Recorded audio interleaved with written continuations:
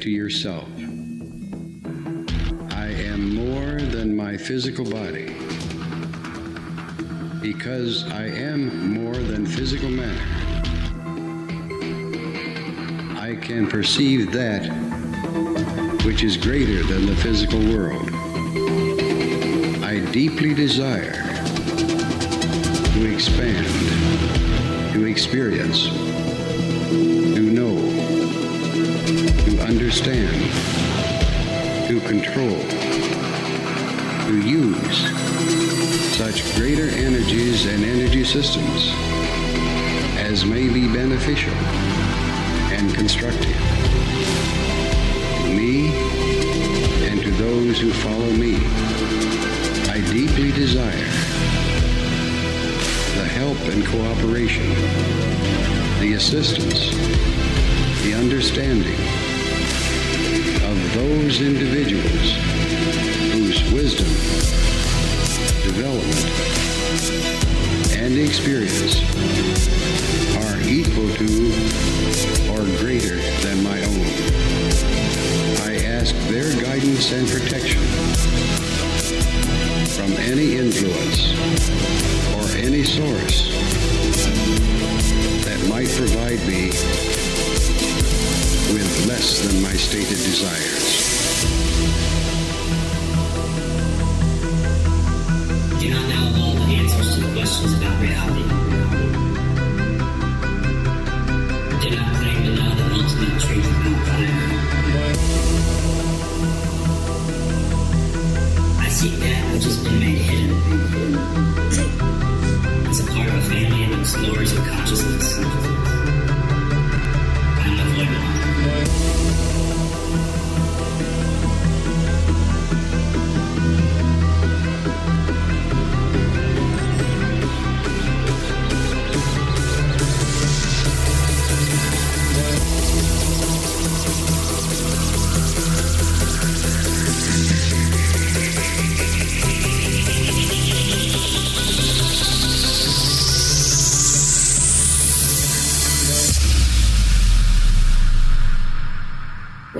Welcome to Lighting the Void.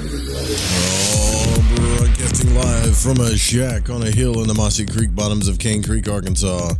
This is Lighting the Void live here on Fringe FM, KTOK Digital Broadcasting. It's Tuesday, the official start of our week, December the 3rd, 2024.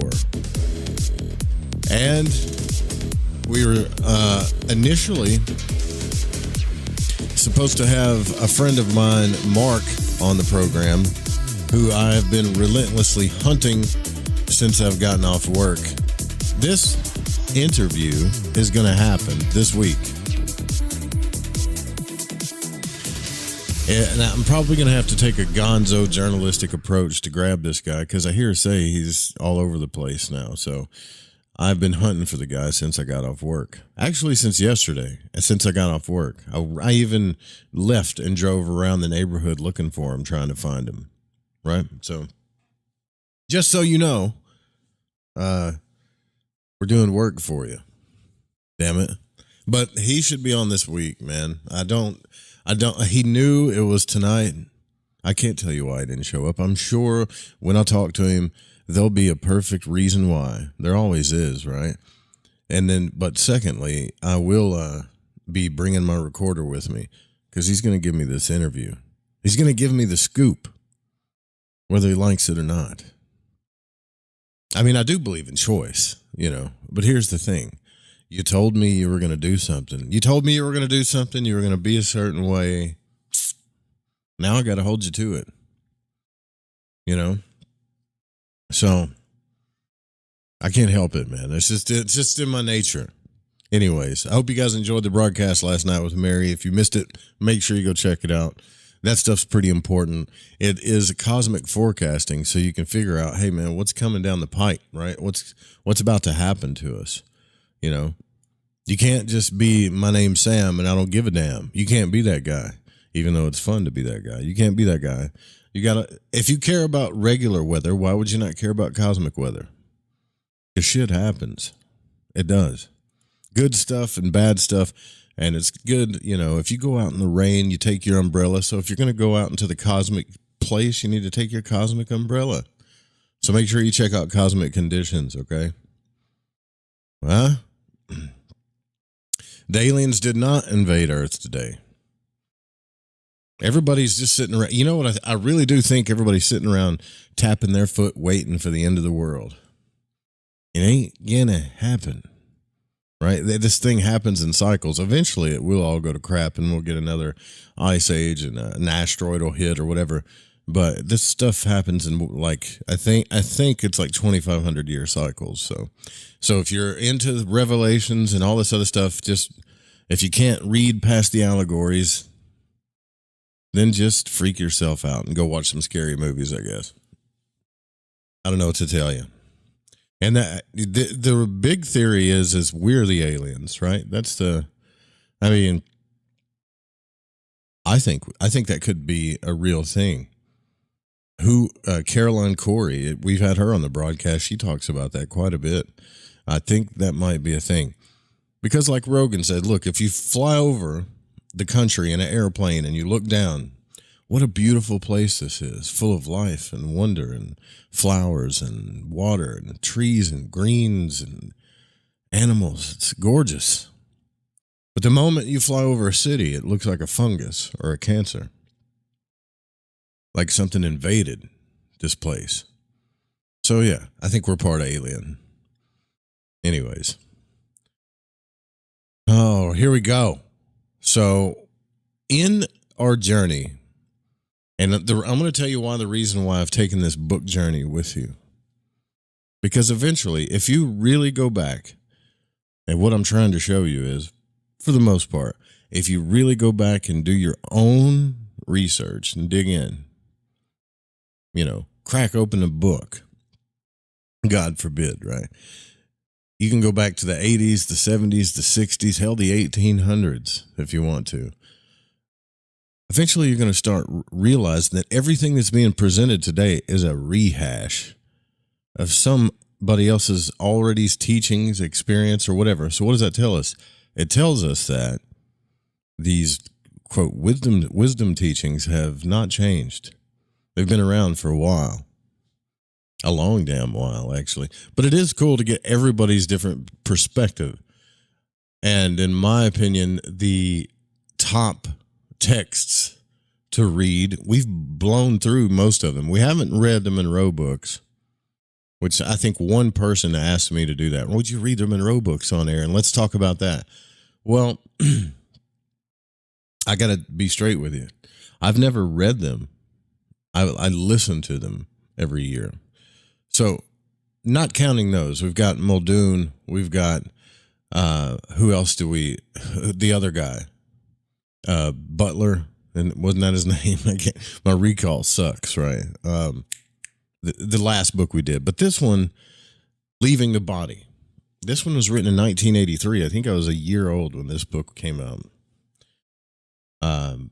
By D. Scott Rogo. A step-by-step presentation of 8 different systems of out-of-body travel. I hope you're stepping, like you're picking up what I'm putting down. You're starting to smell what I'm stepping in. That this stuff is just rehashed. But, yeah, that's the name of this text. It was written it was published in 1983. D. Scott Rogo, Leaving the Body. And I mean, if you look at the front cover of the book, you guys can search it now while you're listening. It's insane, right? Like how old this stuff looks and how many people have been getting out of body and having these crazy experiences. And all they ever did, for the most part, all they ever did for us was write a book, because that's really all they could do. There wasn't YouTube in the 80s, 70s, and 60s. There wasn't podcasting. People weren't trying to get a content edge. All you could do is write a book, maybe get a publicist if you cared about that. But most of the people that wrote about this stuff, even Monroe himself, when he wrote about this, he didn't get a publicist or anything. He was hoping that, most people wouldn't read it, actually. He was afraid his colleagues and the board of the directors of the company, broadcasting company he was working, he was scared they were going to think he's crazy. All you could do was write a book. Maybe talk about it with some of your personal friends.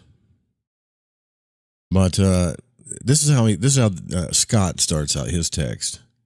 This is another short one too, by the way. He said, "It's been a long day and you're tired. You come home, you nearly doze off in front of the television set, then wander down the hall and plop on your bed expecting to fall asleep in an instant. But suddenly and mysteriously you find yourself paralyzed, and gushing sounds fill your ears." Gushing sounds. I tell you what, too. What I'm going to do, because I let me do this before we get going. My ADD thing, whatever. Sam. We'll open up the phones too, because you can call in. Because if you guys are getting out of body or having experiences, I want you to interrupt me and call me. I'll get that phone open. I can't believe we did a show last night. That you guys realize that was the only show that we did in 5 years with Mary that did not. We didn't take any calls because there was too much to talk about. It was really crazy.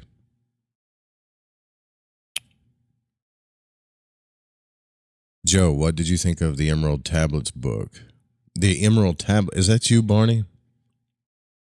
I think it's a good book, but I'm going to say this, and it always rubs people the wrong way because I'm not well. How about this? It's not my agenda to emotionally validate people. I think it was a good book, but I think it's been marketed in kind of a deceptive way. The information is good. Don't get me wrong. But we still haven't got past the fact. And when we talk about it, people just brush it off like, no big deal. Okay, whatever. But it should be known that when we talk about the Emerald Tablets, right? The Emerald Tablets. There is the original Sardinian Emerald Tablet that is the spawn of Hermeticism. It is one tablet from a long, long time ago. And Isaac Newton and all these people that Billy Carson said did translate that tablet. They did not translate or even look at, much less read or talk about, the Emerald Tablets of Thoth. That book was written by Dorial way many years after. I don't discredit spiritual books, though, because they're all channeled, all of them. Every single one. It's somebody's idea or somebody's spiritual download, whether it's a religious text, it's all channeled material. So you can't say, which some people have, they say, well, that's channeled text. I've had religious people tell me that. When I was, talking to them about the Hermetica and things like, well, that's just channeled text from pagans back then. I'm thinking, well, what do you think the Old Testament is? Channeled text from ancient Canaanites. Yeah, that's what Jewish people were. They were Canaanites before, most of them, right? And all those texts were channeled. The New Testament was channeled. The Bhagavad Gita was channeled. The Quran was channeled. Everything was channeled. So the real question is what do we believe? That's it. Pick one. I believe this one. I don't believe that one.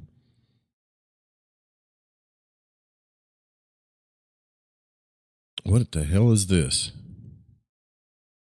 Oh, spam call. Let's see. So after you hear the gushing sounds fill your ears, bright flashes of light flicker under your closed eyelids, and then you feel as if you're beginning to float. And a moment later, you'll open your eyes and find yourself hovering above your body. You're floating in the air. You're able to examine your physical body and everything else in the room from this viewpoint and independent perspective. Your mind seems totally released from the confines of the body, and you feel a freedom and expanded sense of awareness you have never experienced before. Not in a lucid dream, not in a dream, not in a remote viewing, not in a sound and light machine, not in a mushroom experience. All of these things I've done, by the way. But just as you are beginning to orient yourself to this new and novel state of being, You have a momentary blackout with a fraction of a second. You awake back inside your body. What the hell just happened? If this has ever happened to you, you're not alone. I think this has happened to a lot of us, actually. We all void walkers here, right? The experience may have been frightening, transcendent, or merely puzzling, but it was not unique, and millions of people have undergone this strange adventure, which has been variously called astral projection, or the out-of-body state, or ESP projection, and a host of other things. It's unfortunately true, however, that the classic out-of-body experience, or OBE, does vaguely resemble certain phenomena studied in psychiatry and in abnormal psychology. So a psychiatrist reading the above account might classify it as an example of depersonalization, and they still do. Guys, listen, if you look up articles about out-of-body experiences right now, most of the time, you could Google it. Let's do it. I'll prove it to you. If you think that we're advanced in, if we're spiritually advanced in our society yet, let's look this up. Just Google. Of course, I'm using Bing, which sucks. Out-of-body experience. This is where we're at. You get the Wikipedia, you get that little paragraph, and then bam, you're on Healthline. Very well mined. It's all of these. This one, let's look at Healthline. It's often described as a feeling like you've left your body, but there's many potential causes, including several medical conditions and experiences. So it goes into, this is the medical book saying, well, you feel like you're floating outside your body. There's an altered perception of the world, such as looking down from a height. Maybe the feeling that you're looking down at yourself from above, or a sense that what's happening is very real. I can already feel the gaslighting starting to happen. If you have a neurological condition such as epilepsy, you may be more likely to experience out-of-body experiences. They also happen frequently during this stuff, but for many people, an OBE will happen very rarely, maybe once in a lifetime. Does anything happen physically? They talk about the debate. A recent 2022 review tried to explore this by evaluating a variety of studies and case reports, evaluating consciousness, cognitive awareness, and recall in people who survived cardiac arrest. They noted that some people report experiencing a separation from their body during resuscitation, and some even reported an awareness of events they wouldn't have seen from their actual perspective. So, one study included in the review noted that 2 participants reported having both visual and auditory experiences while in cardiac arrest, and only one was well enough to follow up. But he gave an accurate, detailed description of what took place for about 3 minutes of his resuscitation. Still, there's no scientific evidence to support the idea that a person's consciousness can actually travel outside the body. Have you guys heard of veridical perception? Have you heard that phrase? It's a controversial concept. It refers to the idea that you can leave your body during an OBE, allowing you to witness something that you may not have otherwise. Some anecdotal reports of this phenomena exist, with a few people even providing specific, accurate details. They throw that under the, well, they're providing accurate details about the events that happened, but it's still in your brain. How does that even make sense? But people do provide accurate details about what happens to them during surgery or procedures while they're clinically dead. And many people use these stories as evidence to support the existence of life after death. But the idea of veridical, am I saying that right? Veridical perception is still limited to anecdotal claims, and there's no research available to support it. What can cause them? Nobody knows. Here we go. Let the spiritual scientific gaslighting begin. It could be caused by stress or trauma. You could have medical conditions. Let's go down the list.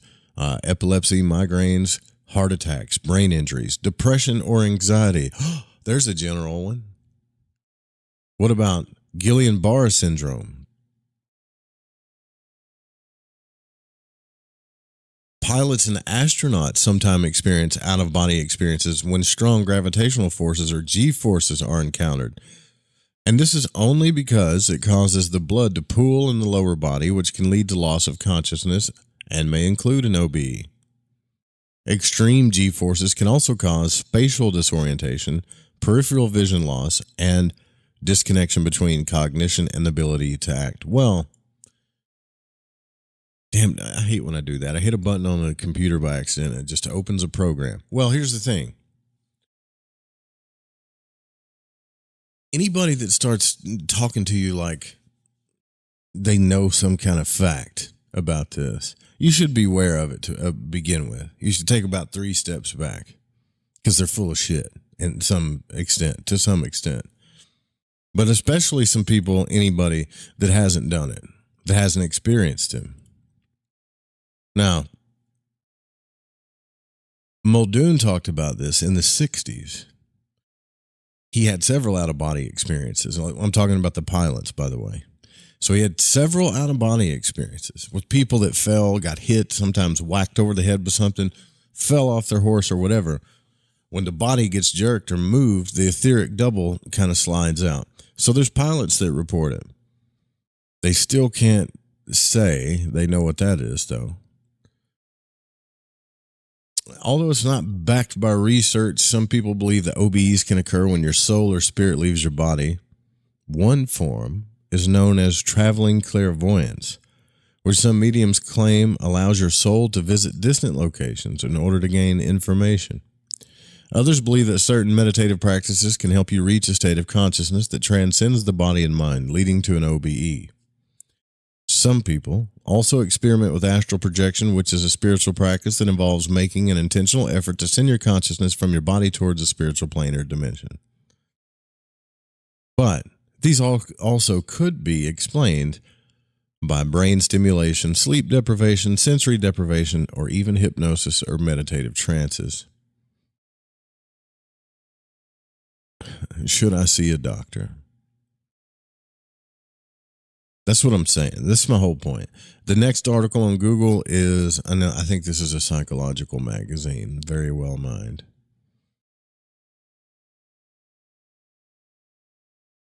They have theories at best about what is happening during an OBE.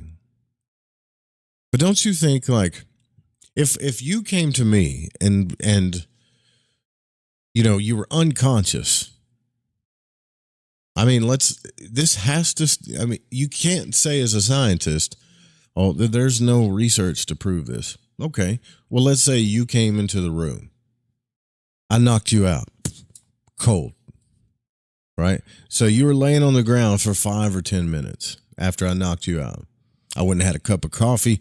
I put, French vanilla creamer in my coffee. I used a brown coffee cup with a black stripe on it.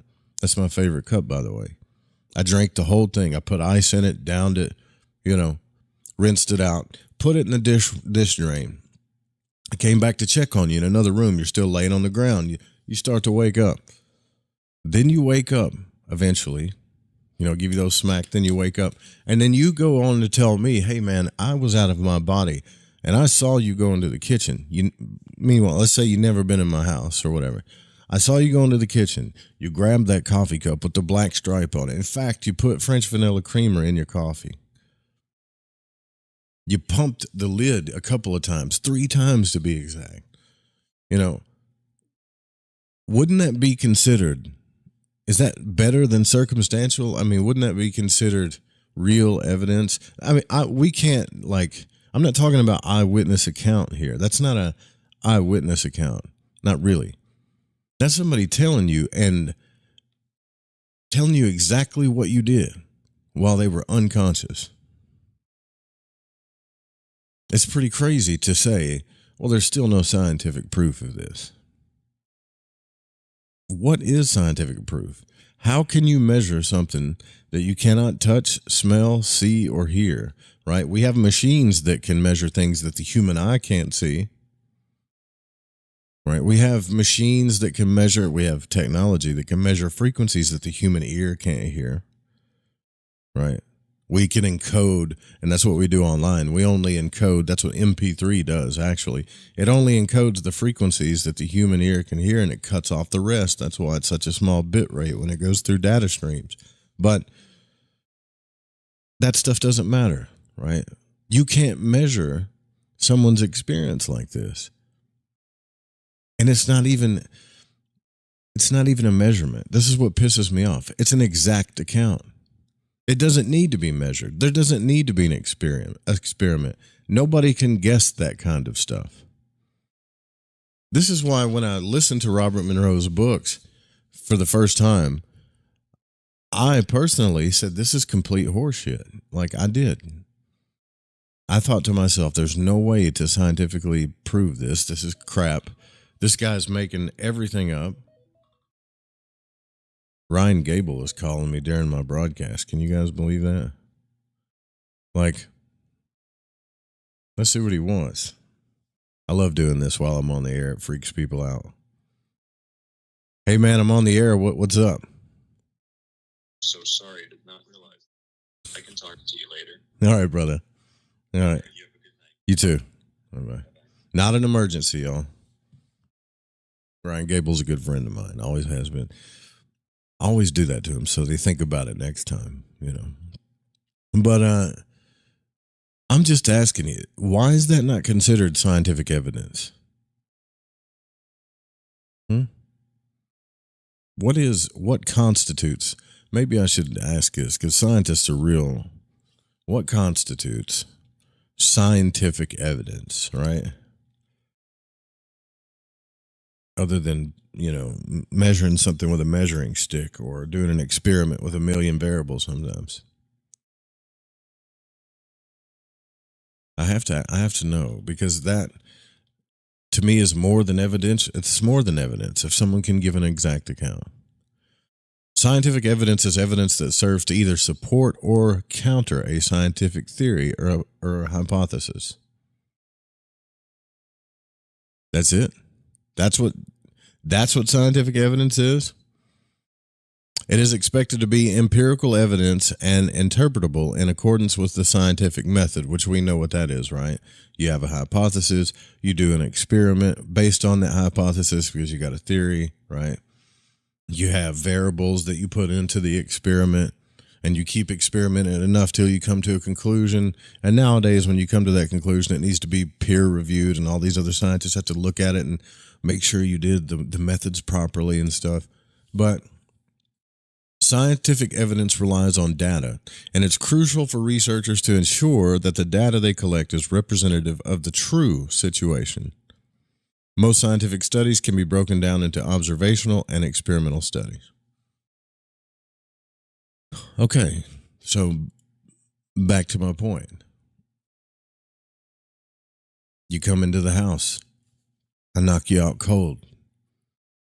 I go make some coffee in another room. You're asleep. You see every little thing that I do. You wake up, you tell me, hey, while I was knocked out, I saw exactly what you did. And this is exactly what you did. How is that not scientific evidence? Obviously, the government thought it was. That's why they did the Gateway Project. That's why they went and checked it out. That's why they had what's-his-name report on it. I'm just, you know, here we are, and yeah, I'll get back into the text. Sorry. But here we are in 2025. People have been writing about this and talking about this stuff since the beginning of time. The out-of-body experience has been talked about since cuneiform tablets. I mean, and it's gotten more scientific along the way. If anything, I think Robert Monroe, Thomas Campbell, and a couple of other people, but I'd say those two people for sure implemented what I would consider the scientific method. They had a theory, had a hypothesis. They did experimentation for years with different variables, came to a conclusion, in fact, used the information that they figured out based on that conclusion, developed, or I don't know if they were the first ones, but they trademarked binaural beats, which they called hemisync, which that phrase is trademarked, right? They trademarked that because they realized, oh, when we sync two hemispheres of the brain together, we have these greater conscious, whatever experiences. A lot of times people go out of body. There should have been. This is why I think a lot of people are like, no, man, the government is still doing, they're still behind this. They're still looking into it. They have to. Because anybody with a brain would think, okay, after this happened, they should be putting billions. I'm sorry, I hate to say this, but I know that's a lot of money, but billions of dollars into the research of this. Billions. Not the military, not rockets, not satellites. We don't need that shit. We can move around as a ghost. If I would think that they would want to develop everyone to do that, but not really. Not if they're power hungry, they wouldn't. But if they were humanitarians, they would. Because damn, man, like, why do you think we went to the moon? We killed how many pilots going to the moon? We spent how many tax dollars going to the moon? The guys were singing about it. We're starving in the streets, but Whitey's on the moon and all this other stuff. Just to take a peek into the unknown. I mean, a peek. How was this not as big as that? That's what I don't understand. How was this, the OBE, the out of body experience, not as big as that? I'm so pissed.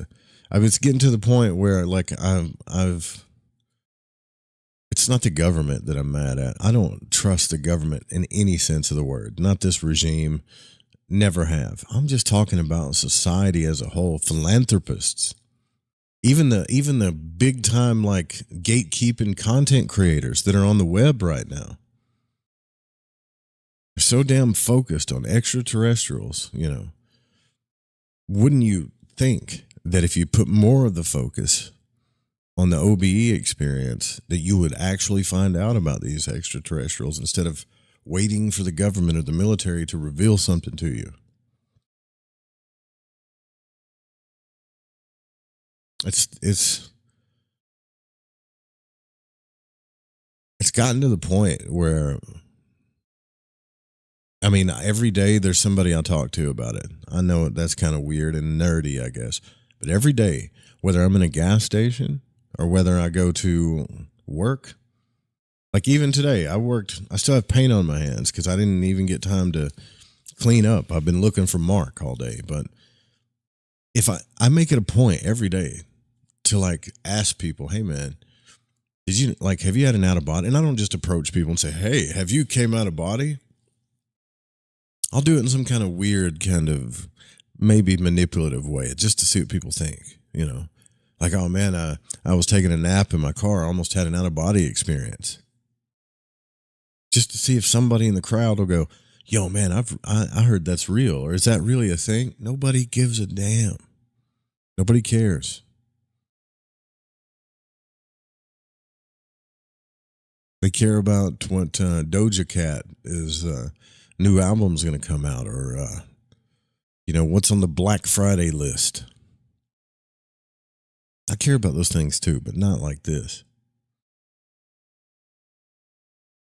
So it is unfortunately true, long story short, just like this guy's saying, that the classic out-of-body experience does vaguely resemble, and it does, certain phenomena studied in psychiatry and abnormal psychology. So if a psychiatrist was going to read any of these books that we've talked about, it would probably or might classify as an example of depersonalization, a feeling that yourself that you're no longer real, that you're an illusion. You might have a distortion of body image where the sense of the body's boundaries become confused, or you might have what's called autoscopy, the seeing of one's own apparition. So the out-of-body experience is vastly different from these anomalies of perception in one great and vastly important way. It is often, and here's that word, veridical or truth-telling.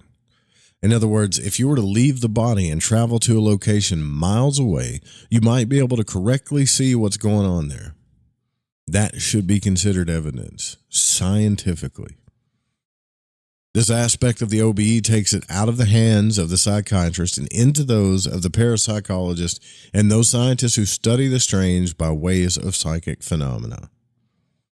You know, fact. That's a fact, man. Has anybody, not that it matters, I'm just curious as to what he would say. Has Neil deGrasse Tyson talked about this? Damn, did I miss a phone call? I still have not figured out how to get that ringer to ring in my ear yet. Dude, it used to ring like the Dickens, and I could hear it in my headphones. Somebody called from Waco. I'm going to call you back, whoever you are, but I can't do it right now because we're about to take the break. I'll call you back, though. But, man, has Neil deGrasse Tyson or any of the big name scientists talked about this stuff? What do you think he would say? He'd probably have that little smirk that he usually has. Well, you know, it could be said that there's psychological, and then he would probably talk about just how elusive the mind can be and how real we make things and all this other stuff and just how powerful the human brain is and its cells and all of its neural pathways and all the chemicals in the brain and the atoms, the molecules, blah, blah, blah, blah. He'd talk about all that. You know that. But what about people being able to leave the body and go to another place or while they're unconscious, identify exactly what's going on? How can we say that's a psychological disorder? How can we say that comes from the meat flesh inside your head?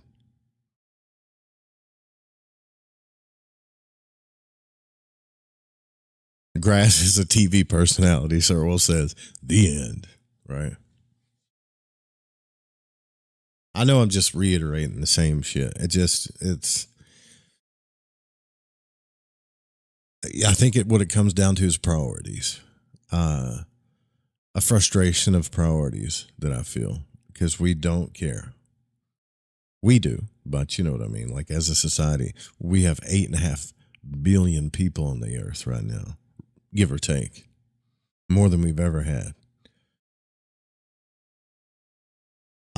Maybe 3 million tops have even talked about this.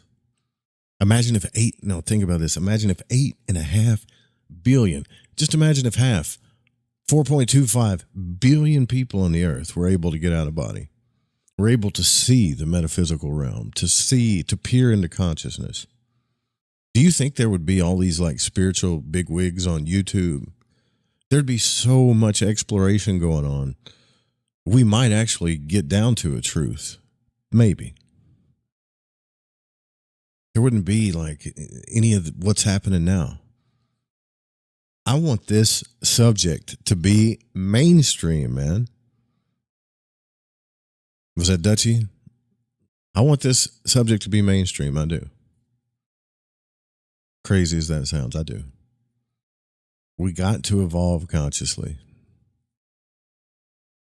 Because, you know, all the people that talk about, well, this is a prison planet and I can't wait to get out of here and I can't wait to leave and there's archons and stuff trapping us. What are you going to do?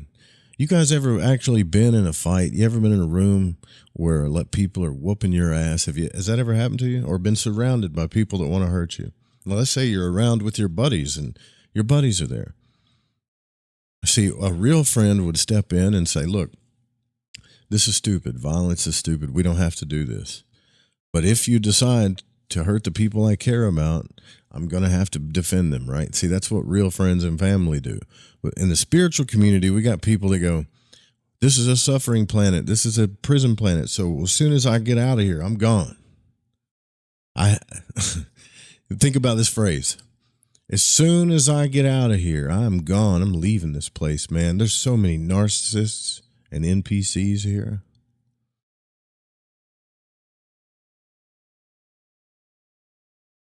Wait a minute. So you're going to leave 8.4 human beings behind with souls, hearts, and all this other stuff because you're tired of the narcissists? Help me here. You don't want to stick around and help because you figured some stuff out that might help other people? Well, how spiritual have we become?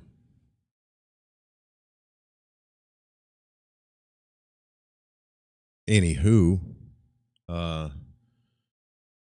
because we get to play whatever music we want to play, we've got to take the short break.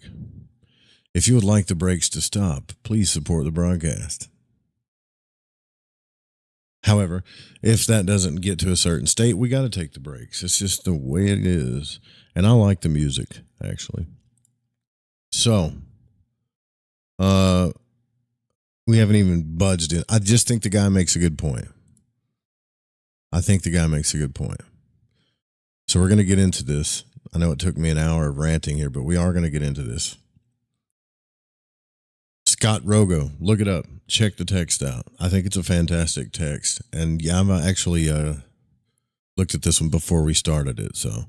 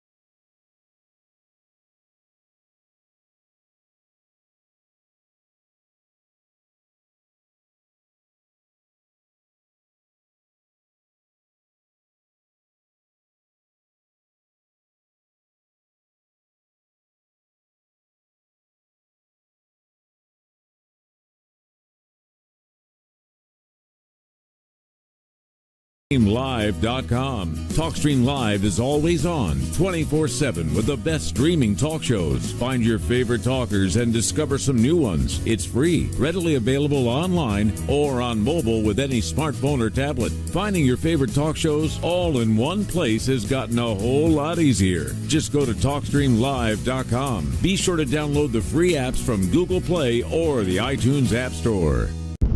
Are you intrigued by Paranormal Talk Radio? You'll love the new Paranormal Radio app from TalkStream Live. You'll find a great selection of talk shows covering UFOs, ghosts, strange phenomena, and much more. Download the Paranormal Radio app now and start listening to the very best in paranormal talk entertainment, including the network you're listening to right now. The Paranormal Radio app, free in Google Play and the iOS App Store. Olivia from Washington. That's funny. Laid off and trying to keep our little kids from realizing that mommy and daddy haven't eaten in a while. Roger from California. I'm grateful we could afford our son's surgery. I'm nervous that now we can't really afford food. Daniel from California. Choosing whether to pay the rent or pay to fix the car to get to work doesn't leave us with much at all. Now we can't even pay for meals. Donna from Louisiana. The storm just hit, and we went from donating to the food bank to needing it. Keisha from South Carolina. I've been skipping meals so my 2 kids can eat, but filling up on water doesn't really work. Hunger is a story we can end. End it at feedingamerica.org. Brought to you by Feeding America and the Ad Council. Hey, Dad, how do airplanes fly? What's in this box? Is this tree good for climbing? How are babies made? What does this thing do? Kids are curious about everything, including guns. Talking to them about gun safety in your home is a good first step, but you can do more. Always keep your guns locked, unloaded, and stored separately from ammunition. Safe gun storage saves lives. Learn how to make your home safer at endfamilyfire.org. That's endfamilyfire.org. Brought to you by End Family Fire, Brady, and the Ad Council. Have you ever wondered, what do the stars say for me? Or, will the next month or the next year be more favorable? How about, are our 2 signs compatible? Each month, at the new moon, you can ask these questions live with me, your astrologer psychic, Mary DeCina, along with host of Lighting the Void, Joe Root. join us at the new moon for cosmic conditions. We look forward to working with your energy. Every new moon at 7 p.m. Pacific, 10 p.m. Eastern, right here on Fringe FM.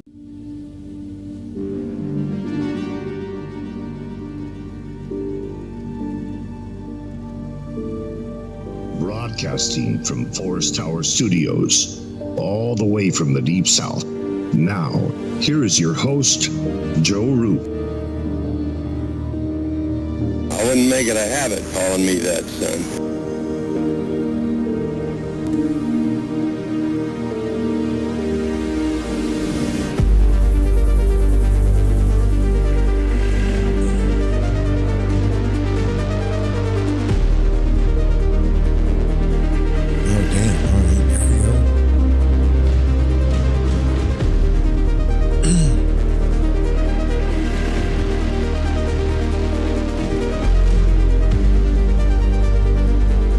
Miss those old Chronox tracks, don't you? Ari the Cat donated $9.99. $9.99. Thanks, brother. Did you get my video that I sent you? Because I know you got a hat. Also got a hat and donated $3 too. On top of that, just dropped to $40 right at ltvpodcast.shop. Y'all go check that out too. Appreciate it, man. It's got a cool feature in there where I can send you a thank you video. I hope you got that too. Don't forget to send your pictures in, and I apologize again about the people waiting on their Tatua cards, but I sold those things during a transition, right? So I've had like 10 or 11 orders I had to make up for, and they're all coming, by the way, and something a little extra is coming in the mail too. But the new store that we have is by Fourth Wall. So if you're a content creator, they're not paying me any money or anything. If you're a content creator and you want to sell merch or you want to really do good stuff for like your audience, you know, like without all of the stress of everything being on you, right? They're perfect. They have their own customer support team. They help you with merch. They help you with everything. They make sure your orders get fulfilled. All you got to do is build your site and don't stress about it, right? Or make sure you got some cool stuff too for your listeners. That's it. All right. What's up, Joanne? Joanne said, I'm a lurker here. Lurking. That's cool. All right. Let's see who called, man. This is different. I like call people back. Just see if they'll pick up. You can just crank call them. Call has been forwarded to an automatic voice message. Oh, they system. shut their phone off because they knew I was going to call back. Anyways, whoever you are, call back. Maybe it was Dutchy. Hell, I don't know. I don't keep people's numbers. Not really. I want to thank Jay for subscribing on Twitch. Thanks, brother. Also, Marcus for subbing. And who's this? Turdy Jones. Cool. All right. Thank you. Okay. I'll see the phone call when it comes in. Maybe it'll flash in my face. So here's the thing. I did not mean to go on a rant like that. It's just it's frustrating when you get these old texts like this, man. You get these texts from the 80s, the 60s, or the 70s, and they're making good points. And it's, 20, 30, 40 years down the road, we're still trying to figure out aliens. We haven't even went to the moon a second time. And these people are telling you, look, you can go anywhere. You can get in your ghost body and go anywhere you want to go. Not only that, we have eyewitness accounts that are given specific detail when they get out of body about what's happening here on the earth.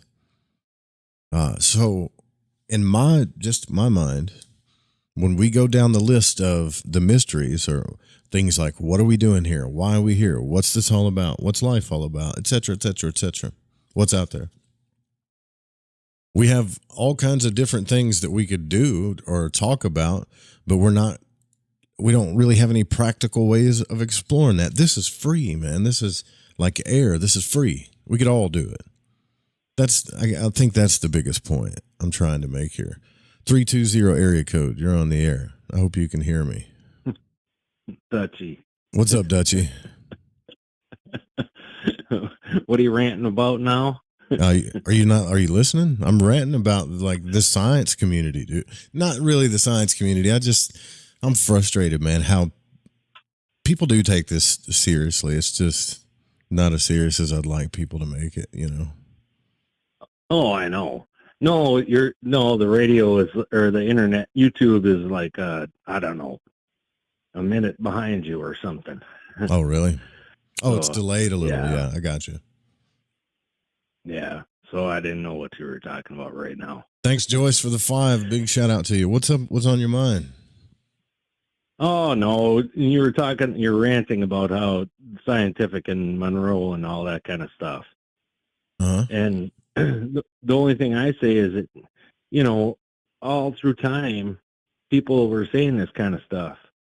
And then, but, you know, people say that through time, things sort of got split, right?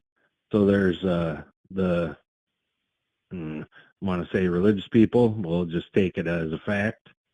Yeah. Oh, I saw something, I did something, whatever. And then scientific people broke it off, and that came proof. Right. And so for Monroe, he was trying to separate himself from that. And that's why because he coined the term out of body. Yeah, he called it OOBE is what he called it. Yeah. Right. Before that, it was astral projection. Right. Yeah. It had and the reason why he did that is because it had some kind of weird connotation that he didn't want, you know, he didn't want to be associated with the weird and the strange. He wanted it to be taken seriously, you know. Right. That's why he did that, to get away from the spirituality movement of the 1900s. Yeah. You know, so he called it OBEs, and then he tried to quantify it and classify it so that it could be repeatable like an experiment, the scientific way. Right. Right. Right. And I don't think there's anything wrong with that, because then if I can make it repeatable, well, then I could make it easy enough for all these people to do it, instead of a one-off experience that somebody had an epiphany, right? Yeah, yeah, exactly. That's the way I look at it, you know. So here's the thing then, Dutchy, this is what I'm thinking. Like, why are if you tell people, hey, this is real, what is it about this? I'm not trying to force anything down people's throats here. It just baffles me as to like why, if I tell people this thing is real, that at least 75% of those people could care less, you know? They don't. Right. I understand they're fixated on their bills and, you know, their retirement and what vacation they want to go to. I am too. But you still don't think that this is amazing? You just blocked off that part of you that wonders why you're here, you know? Yeah. Well, you hit it a nail on the head there. That's part of the reason, because they forgot the wonderment of their childhood, where everything was new, and they just get focused on the dumbed down of society. That's part of it. Yeah. And the other part of it is, when you say something like that, people shame you or poo-poo you or whatever you want to say, because you're almost talking like you should be put in an asylum. Yeah. Well, that's the consensus viewpoint, that it's unexplainable, but there's probably some psychological things that are going on there, you know. Well, which makes a lot of absolutely no sense, bro. Think about this. Like I said, if we walked into the room and you punched me in the face, knocked me out, and then you went and, I don't know, like folded a blue napkin 4 times and then made a little dog out of it and threw it in the trash, right? And I woke up and said, hey, man, I left my body. You went into this room, took a napkin and made a little dog out of it and threw it in the trash. How is that a psychological does that constitute a psychological issue or something, or a medical problem? That should be the eighth wonder of the world, if you ask me. Right. And it has been in the past, but it's usually years later. Like, so if I came in the room and punched you and you told me exactly what you did, 5 years later, I'd be telling that same story at a party. At the time, I'd be saying to you, that's bullshit. But in a funny way. But that's what, if you look at the old, like, the Catholic saints and the ones that could fly and they could foretell the future and all that, at the time, they kept that all under hush-hush. And then years later, they made them saints. And, this one saint, he could levitate and he could fly. And this other saint could foretell the future. But at the time, they didn't say anything about that. There was no word about that whatsoever. It's like it didn't even exist. But hundreds of years later, they say, there was this monk in this monastery in France who could levitate, and many people saw him do it. But at the time, they were crucifying, throwing witches in water and all kinds of other things. Yeah. So they couldn't say that this was possible and then say this monk did this other thing at the same time, right? Well, see, this isn't a case of I need people to validate what I really am into, I mean, Nope. that's almost annoying, even thinking about it, where people just want to just validate me. Like, that's not what I'm talking about. No. I'm talking about No. an ability to enhance everything about everybody's life, get some questions answered, and even enhance our ability to love each other and see the oneness of everything, right? Like, right. That No, would I'm enhance totally everybody's life, Right. I'm totally with you there. And that's what I think I think a big reason is a lot of the Hermetic books I've read and stuff, they say that unfortunately people don't realize these things until they're in their 40s and 50s, where they gain you think some that's wisdom real? Think and that's maturity. a real thing? I don't, and I do believe it's sort of that way. And if you gain that insight earlier, kudos to you. But I think for most people, I don't know, a certain percentage of the population, that they don't get that until later in life. And it's almost like past what they used to call midlife crisis, where you kind of, at a certain age, you look around and you're kind of like, what the F is going on? You become disillusioned with everything. And then you sort of look at things a little bit more clearly, how this doesn't really mean shit, and that doesn't mean anything, and that doesn't mean anything. I think that's what even books that were written 200 years ago were saying. There's a certain age where you just don't care about anything anymore. I mean, the nonsensical thing. Yeah. And you try to look for more meaning in things, just like what you're saying. I don't know if that kind of aligns. Maybe that's what it is. Maybe I'm just, maybe a lot of us are just at that stage, They say that you change every 7 years. I've heard that before. I'm hitting 42 right now. I got this, looks like paint on my chin, this gray patch of wisdom that I'm trying to get to go away, right? But it looks like paint, like someone just threw a spot of paint on my chin. But that little spot is that part of me that's like, I don't care, People come up to me like, I'm a super successful person. My career, I'm successful. And it's just like, I don't care. I mean, great if that makes you happy, but I'm wondering what's in the fridge and if I can get out of body, Yeah. Well, when you're saying what's in the fridge, there's nothing in the fridge for those people, because I've known a lot of people that become so obsessed with their jobs and that whole type of thing. Yeah, they might have $1 million or whatever number you want to put on it, but when they retire, they don't know what to do with themselves. Yeah. Right. All they did was work constantly. They have nothing else in their life. I think. Yeah, they had their family, but they hardly ever saw them because they work so much. That comes down to the question is like, are you following your heart's passion? Or are you distracting yourself? And you need to really be honest with yourself there. Right. And this is where I say too about the midlife crisis, and that's kind of a crappy term, but I don't know. There's just something. There's a point in your life where you realize that all the junk isn't really what you're here for. You want to discover. Do you see what I mean? Yeah. There becomes a point. I think everybody that listens to you has already reached this point. That's why they're here. But some people just never reach it. Their focus is just never there. And if you try to tell somebody something about that, they're just like, okay, what drugs are you on? Right. Well, that's a constant, right? Okay, so that what you just said is a constant. There's always people who are like, oh man, you're a schizophrenic, or you know whatever.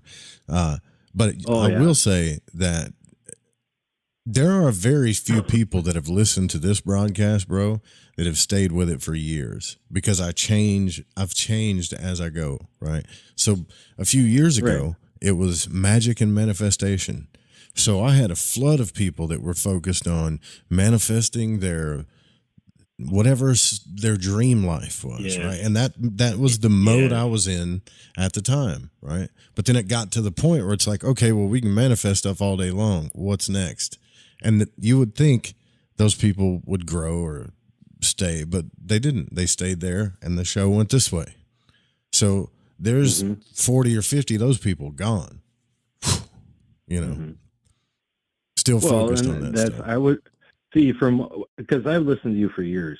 So from what I would say is that you're growing because you moved past that and are exploring other areas of things, whereas they were just stuck on that. And being stuck on the manifestation thing is the same person that's stuck on, I want to make $1 million a year. Because those are the people that need the most help, if you ask me, because all the people in their life are just accessories or characters in their story to help them get to somewhere in life. And if they don't, piss on them, you know. So we're between those people and the other people that are like, we're in a prison planet, man. Let's get the hell out of here. I'm sick of all these narcissists and selfish people, which is also another oxymoron paradigm, whatever you want to call it. It's like, well, if you have all this wisdom and you're not a narcissist and you do care about people, I mean, would you leave a bunch of dumb animals in a house to starve to death just because you were tired of them barking? You know, it doesn't make sense. So it all comes down to what emotionally makes me feel good, you know? Right. It's all the same thing there's that whole classification of people that's exactly what you described. The same people that want manifestations, that want $1 million, they are the same people that sexually, they care less about the person they're with. They just want to feel good. Yeah. It's all the same, right? Yeah. Yeah, and it's not a simple thing. I mean, at the end of the day, if you sat someone in front of you and they go, "Well, I do this," and you just keep asking them why, right? Then they give an answer. Why? They'll give another answer. Eventually, they'll fight it and fight it. Then they'll give another answer. When they give that answer, then you go, "Okay, why do you want that?" All the way down to the core, it's always emotions because it feels good. Okay, well, great. Well, wouldn't it feel good to know some answers that really have freaked you out, or you're distracting yourself from, or you just really want to know, and that you could help you become a better person, could help you answer some of these questions that you ran from a long time ago, could help you love people better, could help you realize that you're not just some character in an NPC story. Wouldn't you want to know that stuff? Like the OBE experience can do that for you. Sounds like work, Dutchie. Yeah, it is. But I think for most people, that sounds too scary to even know. Why? Because for a lot of different reasons. I mean, one, I'll give you a couple of reasons. One, if you are a very religious person for Christianity, if you read the Old Testament, God smited, and he sent angels after just about everybody that he wanted something evil done to. And why would somebody want that? So why do you want to know more about that? Then the other thing is if you go into, like, ever since there was movies and books, all the horror novels there are in the world and horror movies, they're all about, something comes into your house and or something comes in, whatever. Something's coming to get you. Destroys you and kills you. Yes, it's the boogeyman, right? So they don't want to screw with that. I mean, even on the internet, I used to be on, what was it called? Occultforums.net or something. Really? And half the questions on there were, I think something is possessing me. I go look in the mirror and I see something behind me. And I don't know if those people really, I'm not going to discount that those stories weren't true, but at the same point, were they? I don't know, but it just scares the holy hell out of other people. I'm not going to do anything like that, read out of this book or read out of that book, or I'm not, Most of the time, those people are psychically attacking themselves to the point where a lot of them are actually believing that something's out to get them, and they're just getting themselves. They're manifesting that. Yeah, they're getting themselves. Talking about manifesting. I mean, I got to laugh. They're manifesting it. If you have to really, the only thing I'll say is you have to really think about what you think about, which was really stupid. You have to be careful what you think about, because if you're constantly thinking bad things are going to happen to you, then bad things are going to happen to you. You're making that happen. If you're just putting it out there and it's coming to you, I know it's manifesting, but it's putting the vibration out into the world that if you're being positive, then positive things do happen to you. Not like, over and over again. Yeah, but again, in a general sort of way. The OBE world shows people this. We only have some common denominators in the OBE world, right? Some people feel like they're falling out of their body, their sounds, vibrations, and common stuff. There's a slippage that happens or a floating that happens. Then there's a magnetic force that you get pulled back to your body. And then sometimes you run into people that have passed away. Now, other than that, there is no massively paralleled stories about this realm. I don't care how good of a presenter somebody is or how confident they seem when they're talking about something. If you want to get down to the facts about it, that's really all we have, right? And that this realm shows you your thoughts and your emotions as fast as it happens. So, damn, man, like it is the coolest thing going right now that we are capable of, if you ask me, at this very moment. Right. And see, like in the 80s, I talked about out of body, but at that time it wasn't. It was astral projection, and the response I got was, "Oh, I heard if you did that you could get possessed, because there was souls waiting to come and inhabit yours if you left." That hasn't changed. That's still been. See, doesn't that frustrate you? Right. It's about to be 2025. And they're still talking about that same satanic panic kind of shit, man. Right. Well, it was, that time it really was. In the mid 80s, it was really bad. But yeah, and different things. I'll tell you who was. I'll let you get on. I was going to say one thing. That I can't remember. I'm bad with names. The Monroe's guy that's under him now that has a lot of videos on, Sudi would know, because she watches them on YouTube. Are you talking about? I can't remember what the hell his name Thomas is. Campbell? What's that? Thomas Campbell? Yes, Thomas. So his whole virtual reality idea, and then decades ago, I went to college for psychology, and I had this professor from Southern California that was big into transpersonal psychology, okay? And what he did was, when he was still in California, he took his, I don't know what you call them, his undergrads up to this cabin, sort of like cabin in the woods, whatever you want to say, for the weekend. They went up there for a week or something, 2 weeks or something. But it was like a communal hall, like a Viking thing, where they all sleep together in this big area. And his whole idea was the collective unconscious. Okay, his idea was Jung's. He liked Jung. And if you look at Jung's idea and you look at the virtual reality, it's very similar. It's almost like the virtual reality idea is the collective unconscious idea. Anyway, so he took these kids up there to the mountains, and they all slept together. And it was after 3 or 4 days, he said, they all started having the same dreams. And they all started to be characters in their dreams.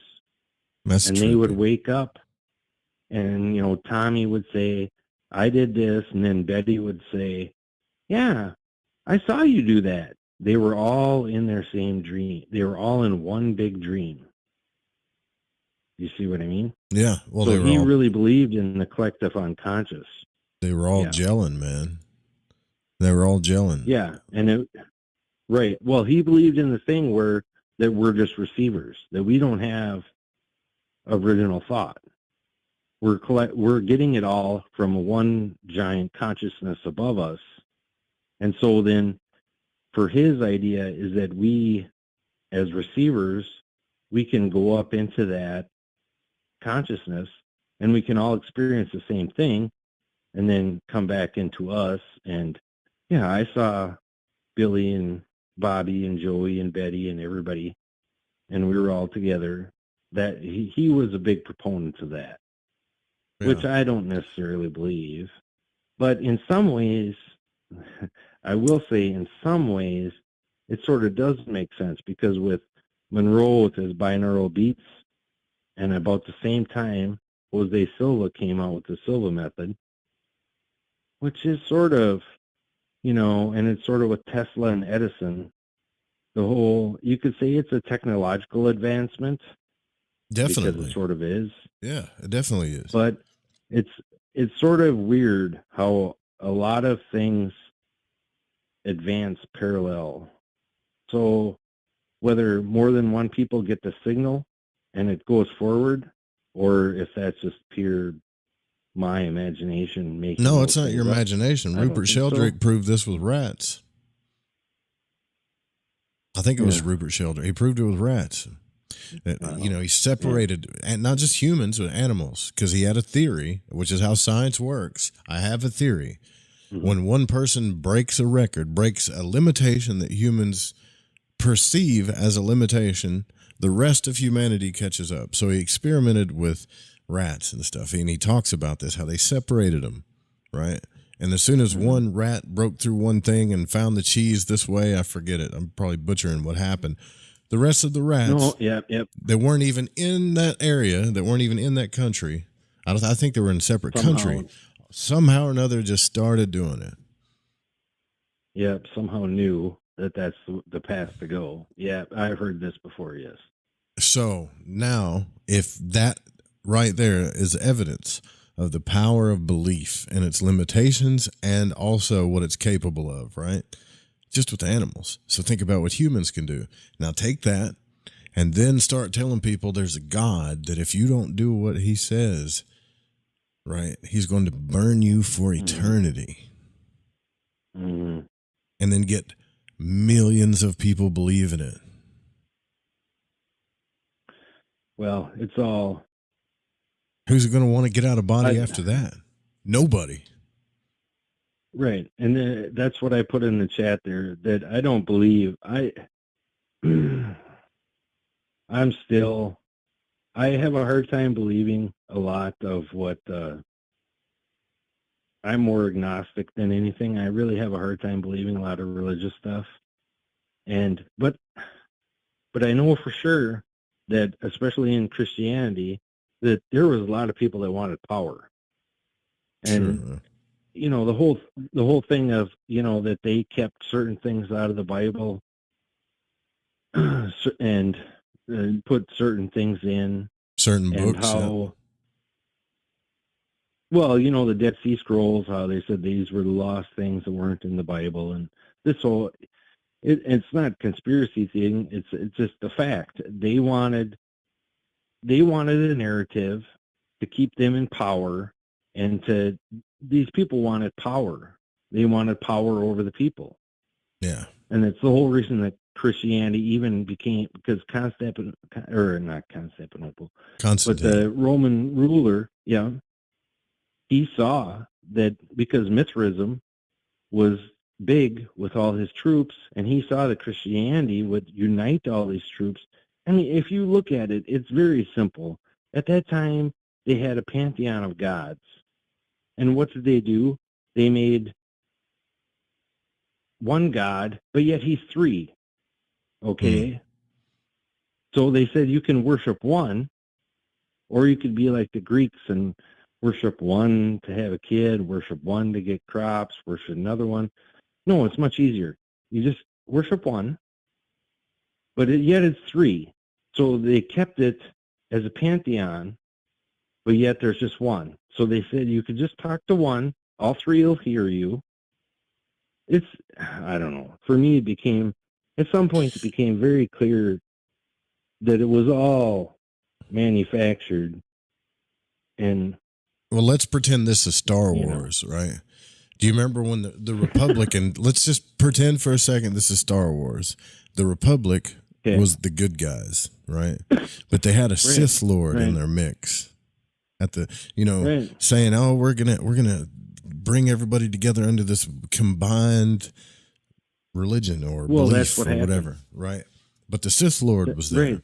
So I would think that most people would, even if it was real, even if a God showed up in real life, in physical form, and said, and he actually started killing people and said, now that I've got your attention, usually that's what gets our attention is suffering and pain and death.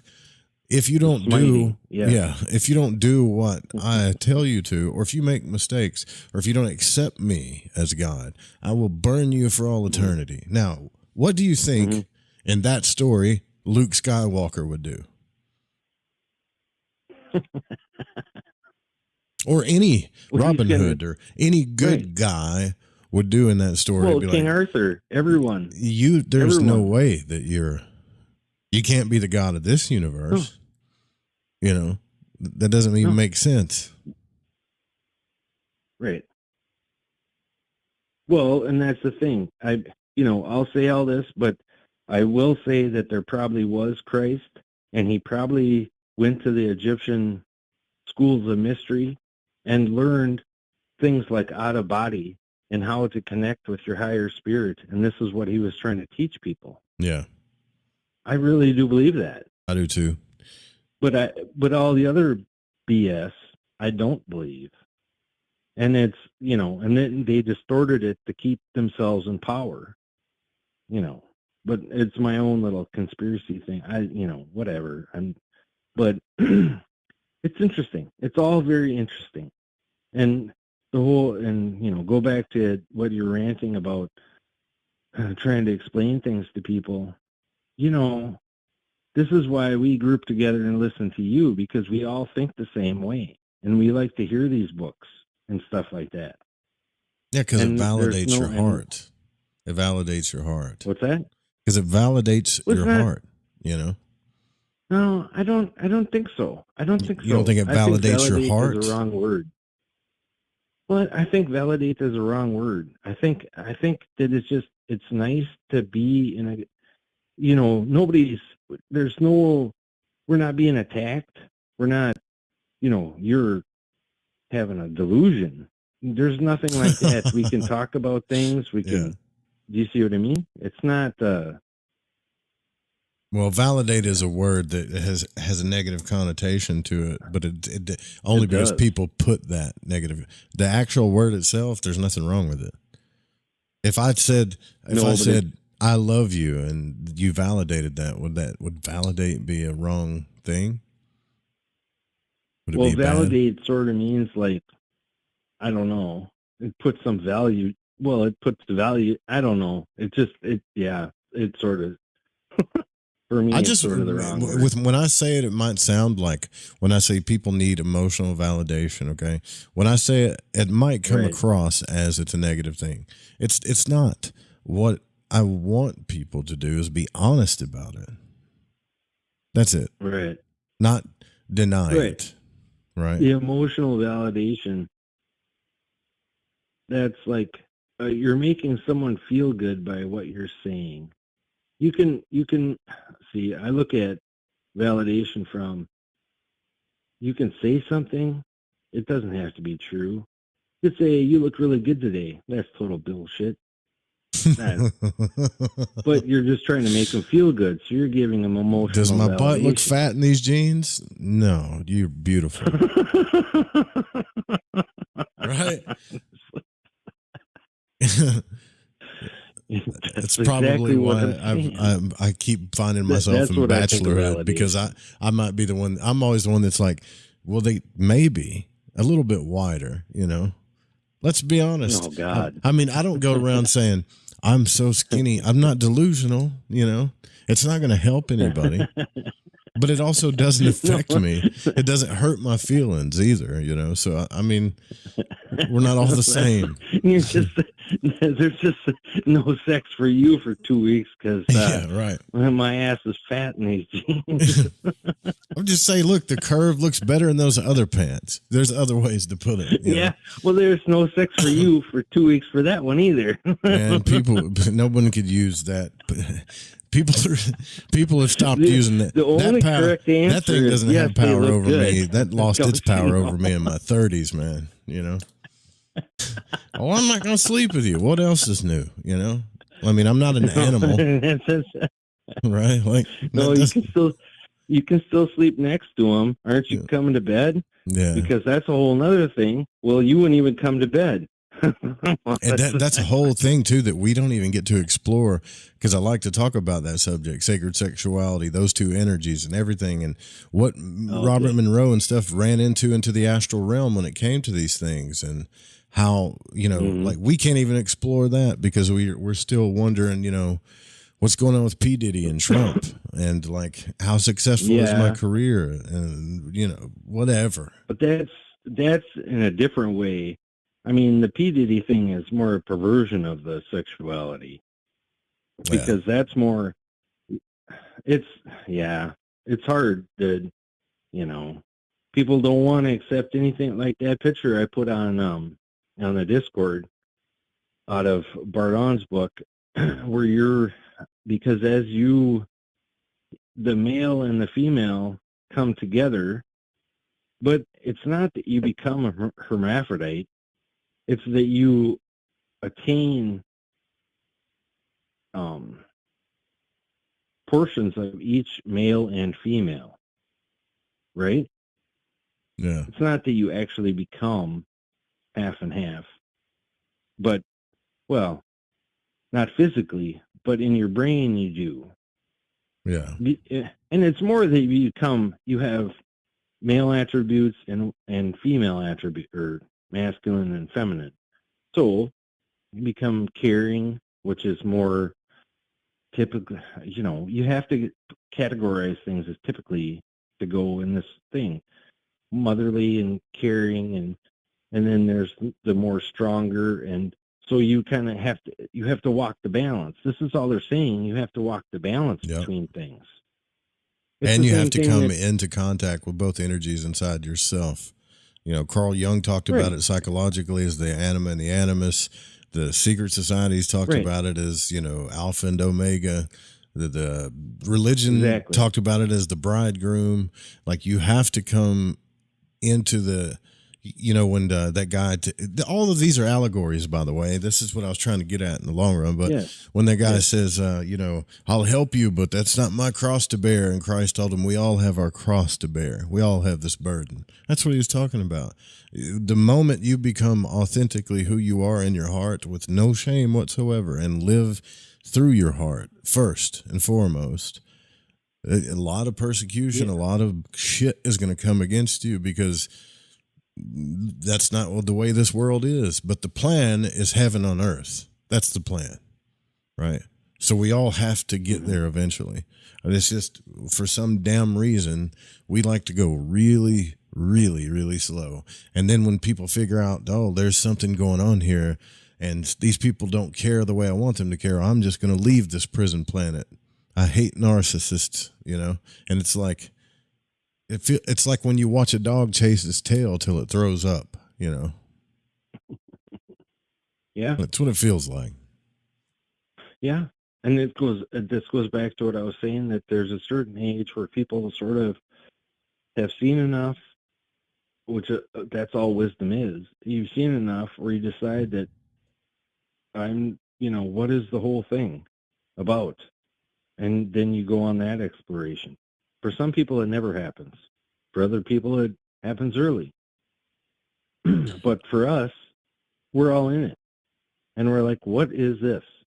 Right? And that's the whole question that I think we're all searching after. What is this? Have you had an OBE yet, Dutchie? Have you got out of body? You did, didn't you? You told me Yeah, you did. Yeah. Yeah.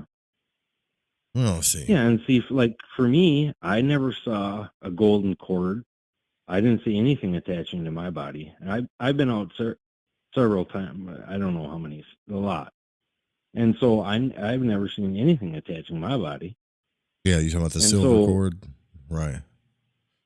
Yeah, Yeah, silver, gold. I mean, I've read golden cord, I've read silver cord, but I've never seen anything like that. But it could be an analogy. I've read a bunch of stuff. I don't know. Well, I don't know. Or it could have been something that they were putting in there to make people feel better, that you couldn't get possessed or something because you're always connected to your body. Yeah, because people are like afraid. What if I don't come back? I don't know. Well, you don't come back, Well, I don't, okay, you don't come back. It's more, in my opinion, it's more dangerous to get on the two-way street with all the texting going on than it is to get out of body.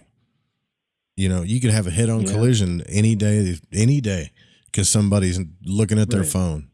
But you're worried about, well, if I get out of body, like I'm not going to come back, or someone's going to put it. Like, come on, man. Yeah, I know. But there's more. But it becomes the more, the satanic panic.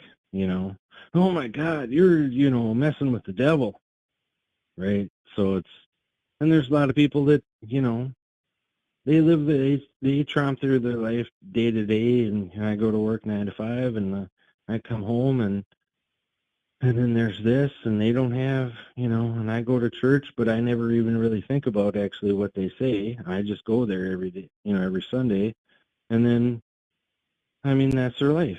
They never really think about other things, right? The devil is a liar. And there's other people that,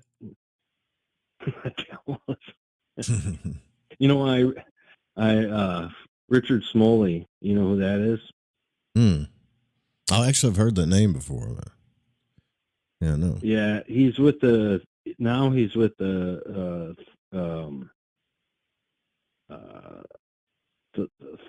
I can't even say the frickin' word. Who was the chick early 1900s that had the crazy eye that was the Theosophy? Yes. Oh, Blavatsky? Is that who you're talking about? What now? Which one? Helena Blavatsky? Is that who you're talking about? That's a woman, though. But yes, correct. Okay. So the one that she started, Theosophy, that's today yet, he is in that now. But he's with that. He's with that. You can find him on YouTube. You know what? I think I was fixing to say, I think I have saw that guy on YouTube doing speeches about magic and all kinds of stuff. I think. Is that the same guy? Yep. Yeah. Yeah, because in the 90s, he was an editor, trying to find the magazine as we talk. He was an editor of a magazine that I used to subscribe to. I don't know what it was called now. I can't find it.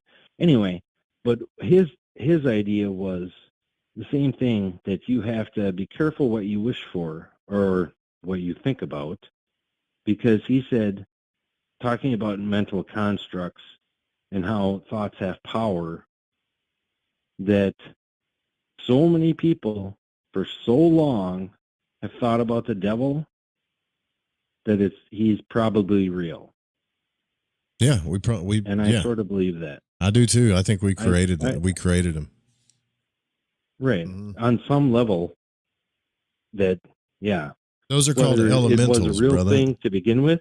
Yeah. What's that? Those are called elementals. Well, no, I wouldn't say it's even an elemental. I think it would be something that humanity created. Whether it was there to begin with or not, somebody gave that idea, and so many people believed that idea. I mean, you could say the same thing for Zeus and Apollo and all these other gods, that they probably do exist somewhere. You mean Jehovah? Because so many people. What's that? I'll say it. You mean Jehovah? Can you hear me okay? Oh, yeah, Jehovah, too. I mean, I just mean all the gods that have ever been. Sure. The Greek gods, the ancient German, who they prayed to, the ancient Norwegians, the ancient Swedens, the Indians, the gods, the Native Americans, all of the people that have ever lived, whoever they prayed to, probably exists somewhere. If you believe in thought forms and the power of thought. Mm-hmm. Yeah, well, so in that way, it makes it you're getting into the whole idea of egregores. Yeah, egregores, elementals, and things like that we created all of this. Sort of. Because here's the thing. Yeah. If I am that I am, and that's all there is, and we're little mini creator gods, we create stuff all the time. Their blueprints, at the very least, are in the astral realm. All of the esotericists know that. They've seen it. They've encountered it. Things like, hell, Monroe even encountered a damn snake that would slither on people's bellies. Explain that. Right? He said he encountered... That was weird. Yeah, and he encountered things that said that we know who your God is. You should bow to us. They laughed at him, too. They said, listen to him praying to his gods. Yeah. Okay, so I found this magazine. This, who was that guy I said? Smoley. Yes. So in the 90s, he used to put out this magazine called Gnosis. Very, very good. I don't even think you can find it anymore. I'll try to upload some of the copies to the Discord, but yeah, it was very interesting little magazine. It talked about all different sorts of things. But anyway, all right, I'll let you go then for tonight, Joel. Thanks for talking. No, thanks for calling, man. I appreciate it. I think the long story short, what you're trying to say is it's not just people's focus has been taken off of this through their beliefs, right? And beliefs have been things that have kept us in slavery, especially spiritual slavery, for a long time. When we allow other people to tell us what to believe, for sure. Right. I think, I agree. I think there's been a lot of people over time that have gotten interested in other things. I mean, whether it be like when I think of witches, what I really think they were was just herbalists, right? That knew how to take something out of nature and cure people with, it's the same thing now. People are tired of pharmaceuticals and they want to get better by eating better. Same difference in my mind. Right? Or whether it was, the spiritualists, there's always been, over time, there's a resurgence of things. And the spiritualists of the 1900s, a lot of it wasn't real. Some of it, because people see they can make money, whether some of it was, I think a lot of it was real. If we go backwards in time, same with John Dee and all those, they're just like what you said before, they're regurgitating information that's from earlier. And especially if you read things during the middle part, like 14, 15, 16, 1700s, 1800s, they had to put all their stuff in code so that they wouldn't get crucified on a stake from the Inquisition. But it's the same thing it's the same thing if you go back farther than that. You know, think about yourself and think about how you want to be. That's all it really is, right? Maybe. It's not, you know, don't get caught up in how many goats you have. Think about you and how, you know, that's all it really is. It's not that, you know, in the end, it's not that complex. It isn't, man, and your wisdom always presides, man. I love it when you call in. I appreciate it. All right, Joe. Well, you have a good night. You too, brother. Thanks for taking the call, man. Yeah, man. All right. It's good talking to you. All right. Yep. Bye. Man, if I could get everybody to call in like that, like Dutchie. Dutchie has like a calming effect, though. It doesn't feel like he's sucking all the air out of the room. You know, he has a calming effect to him. That's a good thing, brother. But yeah, so while I hunt down Mark this week, oh man, dude, Ari throwing in another 5. I missed that. Sorry, brother. Appreciate you. Ari coming in with the support, man. Loving it. While I hunt down Mark this week, I mean, I think Mark's story, he might be a little afraid to tell it. I don't know. I'll find out. I'm not going to back down on this, but we owe it to each other. And Gareth and everybody that listens to the show, you know, all of us, I want to hear every little detail of his story that I can get. So even while I'm at work, I'm going to be texting him all day tomorrow while painting. I'm going to try to hunt him down, and I'll take my recorder with me if I have to get the details. It's not because I'm trying to force the guy to tell his story. It's because I know he wants to share it, man. But around where, I can tell you this, man, around where I live, even in 2024, almost in 2025, you know, you go around telling people, man, I left my body 4 times. I saw the surgeons working on me. I talked to a guy in the astral realm, you know. I mean, some people might not treat you normal. I don't know. Ava says, I don't have any goats. Dutchie, is good to hear you. Dan Beard says, don't give away all our secrets, Joe. Yeah, I hope it's not much. I think I know what you're referring to, but it's power, brother.